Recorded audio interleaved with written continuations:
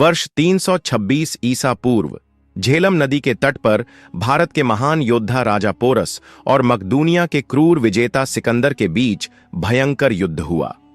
यह युद्ध न केवल दो सेनाओं का था, बल्कि दो संस्कृतियों, दो विचारधाराओं और दो शौर्यों का भी था।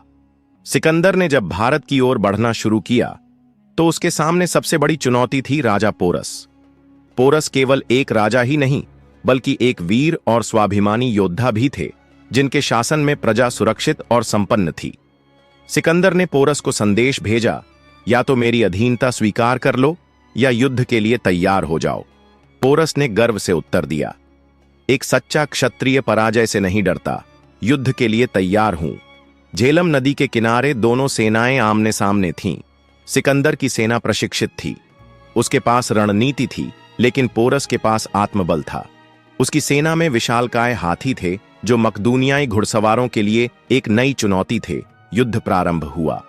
पोरस के सैनिकों ने अदम्य साहस दिखाया। हाथियों ने मकदूनियाई सेना को कुचलना शुरू कर दिया। कई घंटे तक चले इस भीषण युद्ध में सिकंदर की सेना लड़खड़ा गई। उसने कभी ऐसा प्रतिरोध नहीं देखा था, लेकिन तभी सिकंदर ने एक नई चाल चली। उसने अपने सैनिकों को आदेश दिया कि वे पोरस की सेना पर तीरों की बौछार करें और उनके हाथियों को घायल कर दें।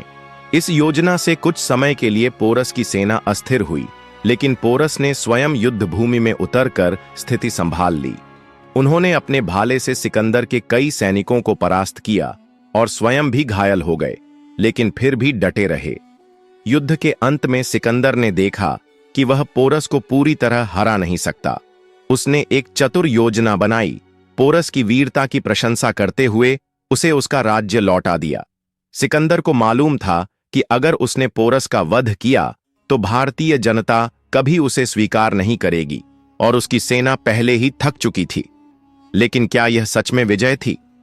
यदि सिकंदर विजेता होता तो वह पोरस को क्यों छोड़ता? क्यों नहीं उसने भारत पर शासन किया? इतिहासकारों का मानना है कि सिकंदर इस युद्ध में न तो पूरी तरह जीता, न पूरी तरह हारा। झेलम के युद्ध के बाद सिकंदर ने भारत में आगे बढ़ने की कोशिश की, लेकिन उसकी सेना थक चुकी थी।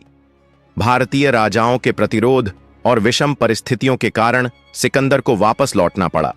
वह अपने घर लौटते समय बीमार हो गया और मात्र 32 वर्ष की आयु में उसकी मृत्यु हो गई। झेलम के युद्ध के बाद सिकंदर ने पोरस को भले ही उसका राज्य लौटा दिया हो, लेकिन वह अपने असली स्वभाव से बाज नहीं आया। सिकंदर केवल एक क्रूर शासक था, जिसे सत्ता और विजय की भूख थी। उसने इतिहास में कई निर्दोष लोगों का रक्त बहाया था। झेलम के युद्ध में हार के बाद भी सिकंदर ने अपनी सेना को और आगे बढ़ाने की योजना बनाई, लेकिन उसकी खुद की सेना अब विद्रोह की स्थिति में आ गई थी। सिकंदर के सैनिक महीनों से युद्ध कर रहे थे।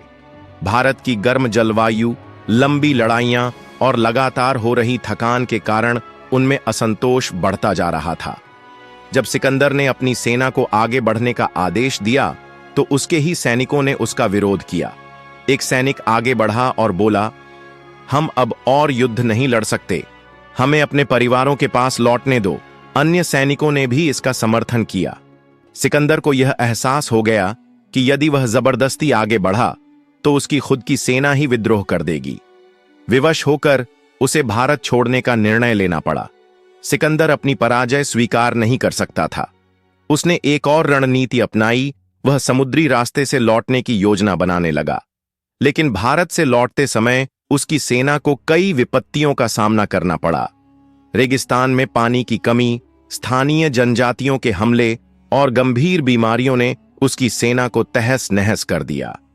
जैसे जैसे सिकंदर वापस अपने साम्राज्य की ओर बढ़ा, उसकी स्थिति बिगड़ती चली गई। माना जाता है कि उसे एक रहस्यमयी बीमारी ने जकड़ लिया था।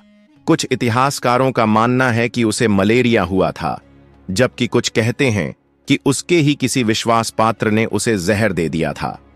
मृत्यु शैया पर पड़े सिकंदर ने अपने सेनापतियों को बुलाया और कहा, जब मैं मरूं तो मेरे दोनों हाथ ताबूत से बाहर निकाल देना, ताकि दुनिया देख सके कि मैं खाली हाथ इस दुनिया से जा रहा हूं।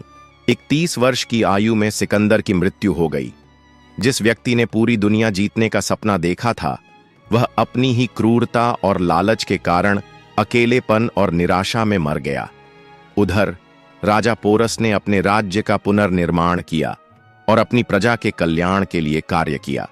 सिकंदर के लौटने के बाद भारत में उसका नाम धीरे धीरे मिटने लगा, लेकिन पोरस का यश अमर हो गया। वह एक न्यायप्रिय राजा के रूप में जाने गए, जिनकी वीरता की गाथाएं सदियों तक गाई जाती रहीं।